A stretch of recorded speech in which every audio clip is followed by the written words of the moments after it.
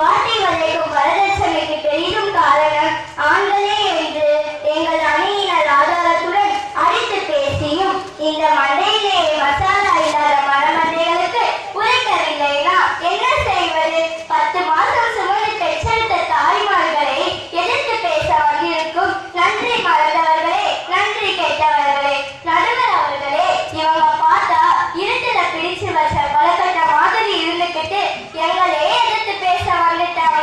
தாயின் காலடியில் சேயின் சொர்க்கம் என்று பெண்ணினத்தின் பெருமையை உயர்த்தி பேசிய பெருமானாரின் மணிமொழிகளை மறந்து விட்டீர்களா? திருமணம் சொர்க்கத்தில் நிச்சயிக்கப்படுது என்பார்கள். எங்க சொர்க்கத்திலேயா நிச்சயிக்கப்படுது?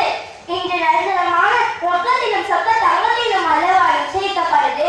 இன்று நிரந்தரமான குடும்பத்துல ஒரு பெண்ணை கல்யாணம் முடிச்சு கொடுக்கணும்னா என்னவெல்லாம் கொடுக்கணும் தெரியுங்களா?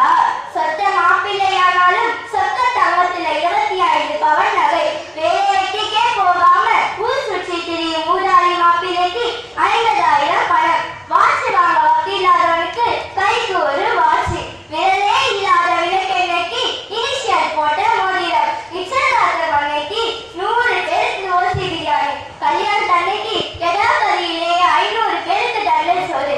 சுத்த பேக்கு மாப்பிள்ளையானாலும் தேக்கு மரத்துல கட்டிலும் பீரவும் கொடுக்கணுங்க. கல்யாணம் முடிச்சு குழந்தை பிறந்துச்சுன்னா குழந்தைகளுக்கு காதுக்கு கழுத்துக்கு இடுப்புக்கு தங்கத்திலோ வெளியிலோ போடணுங்க.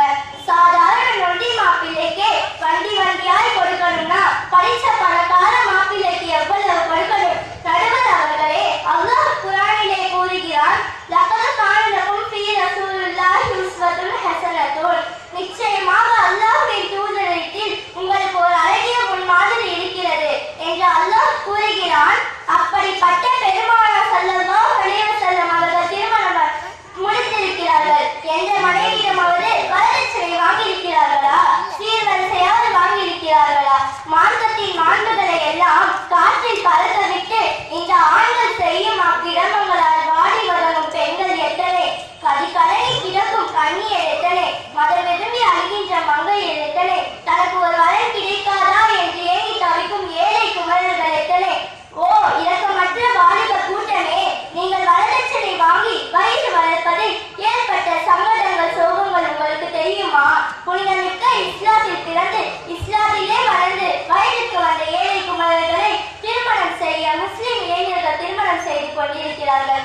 இஸ்லாத்தை தூக்கி பிடித்திருக்கிறேன் என கொக்கரிக்கும் இளைஞர்களே, கணேசக்குரிய பள்ளிவாசல் நிர்வாகிகளே, மார்க்கத்திற்கு வழிகாட்டி கொண்டிருக்கும்